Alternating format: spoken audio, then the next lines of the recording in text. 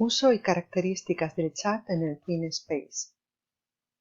Todos los miembros de un TwinSpace pueden acceder a la sala de chat haciendo clic en Reuniones en línea y pulsando en Entrar en la sala de chat.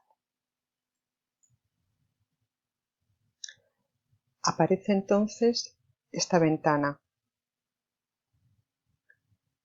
Si quiero empezar a interactuar con los socios del proyecto, lo único que tengo que hacer es empezar a escribir en esta caja de texto.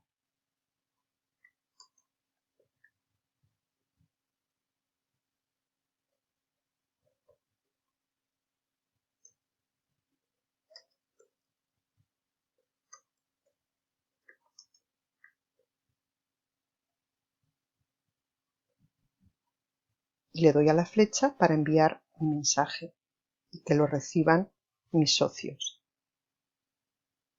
Aquí se puede ver la hora a la que se ha escrito el mensaje y también quién lo ha escrito.